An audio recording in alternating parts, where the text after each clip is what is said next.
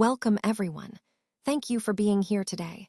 I'm excited to introduce our presentation on Mega Goal 3.1. We'll be focusing on Unit 2, which is all about influential people and writing. In this session, we'll explore some key figures, their impact, and how their writing has shaped history.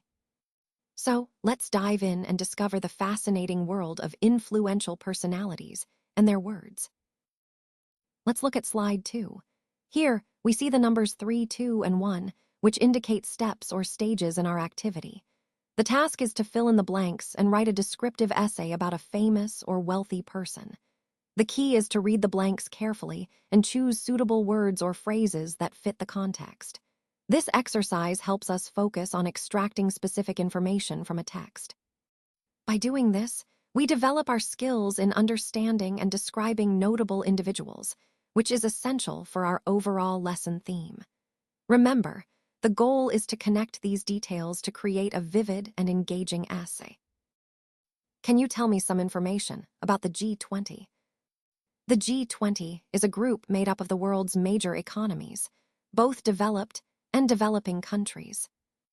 It was established to bring together these nations to discuss and coordinate economic policy. Now, can you guess the meaning of the word summit?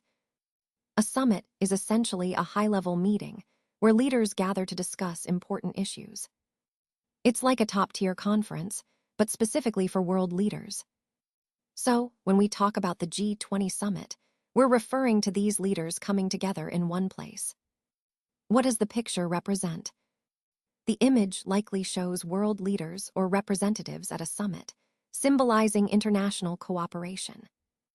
These gatherings are crucial because they help shape policies that impact the global economy.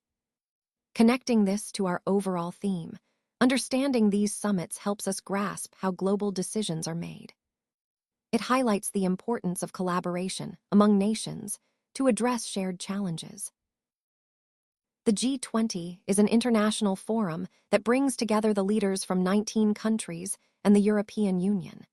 Its main purpose is to discuss some of the world's most challenging problems, like economic stability, climate change, and global health. When we talk about a summit, we're referring to a meeting where these leaders or heads of government come together to discuss important issues face-to-face.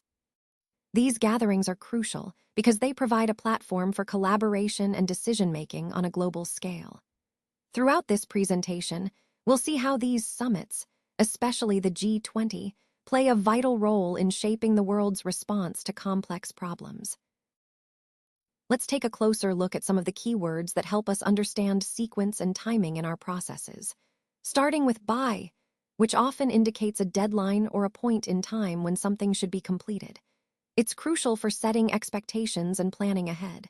Moving on to last, which points to the final item or step in a sequence, reminding us of what comes at the end. Then there's first, highlighting the initial step or the beginning of a process, which is fundamental for establishing a clear starting point.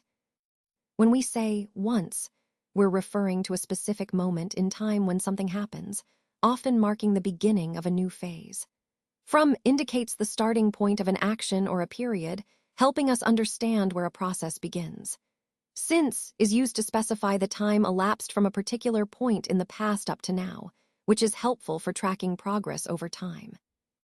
After that, we have when, a word that introduces a point in time related to an event, helping us connect actions to specific moments.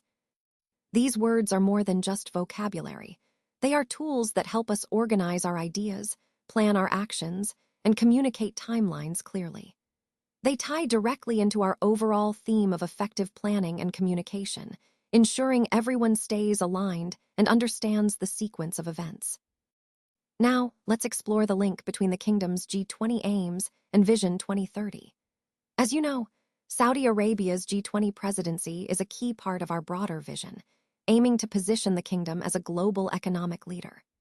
During this presidency, we focus on fostering international cooperation to address global challenges, which aligns directly with our Vision 2030 goals of economic diversification and sustainable development.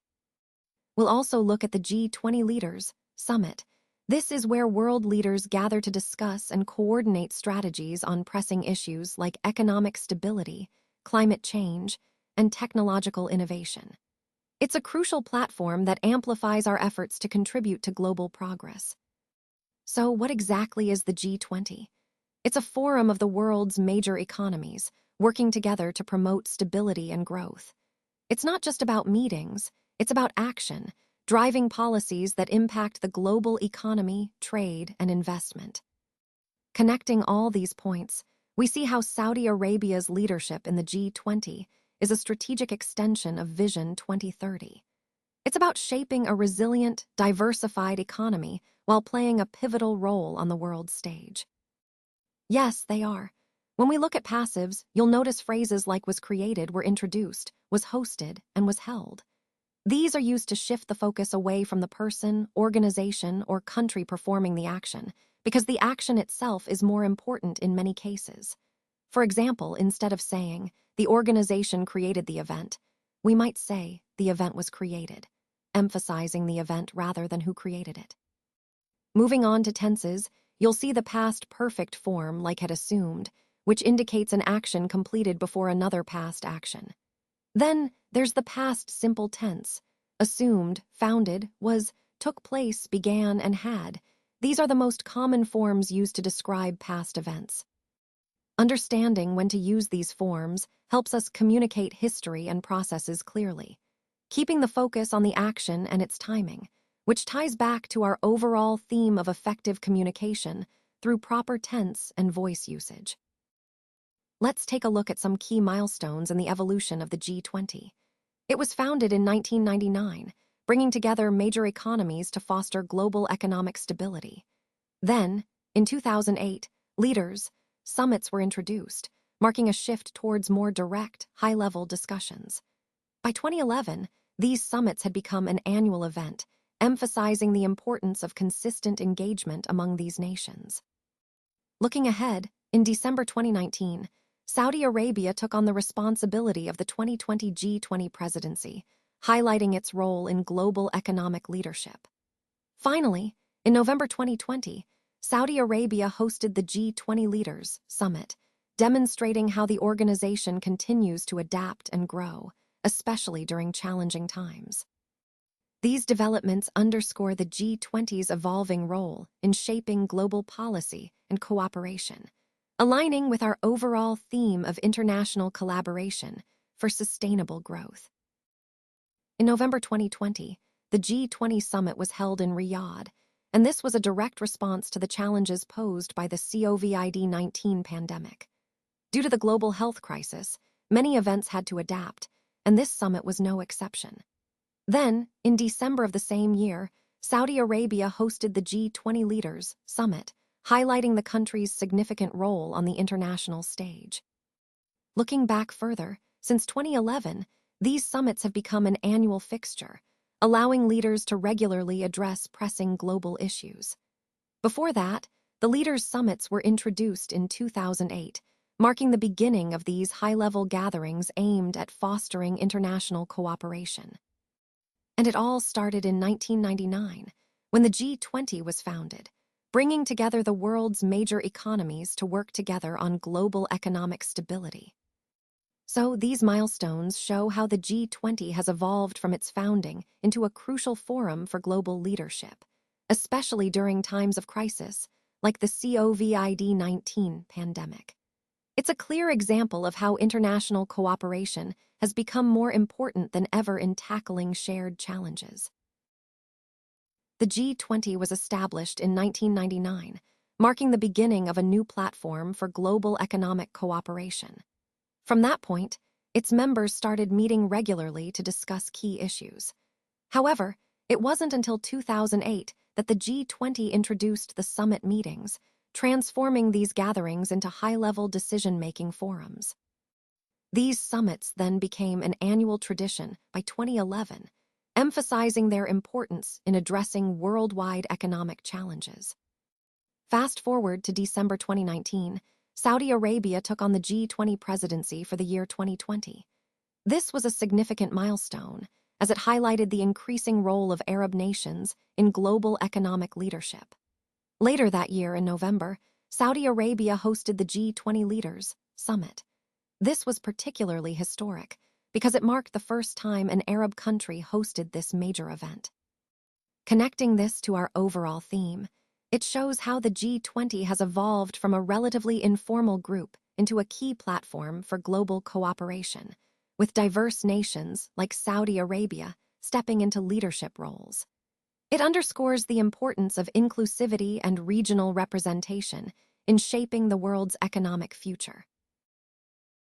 Let's take a moment to consider a famous and wealthy person who exemplifies success and influence. When writing a descriptive essay about their life, it's important to follow a clear structure. First, I would recommend outlining the key events or steps in their journey. This helps create a coherent narrative. As I explain, I'll highlight the most important concepts, such as their early beginnings, challenges faced, and pivotal moments that shape their path. Throughout the presentation, remember how these points connect to the overall theme of perseverance, innovation, or leadership. By doing so, we can better understand how their story inspires us and relates to the broader ideas we've discussed today. All right, let's wrap things up with your workbook on page 238. Exercise K. Take a moment to find it, and we'll go through what it involves. This exercise is designed to reinforce what we've covered today and help you apply these concepts practically.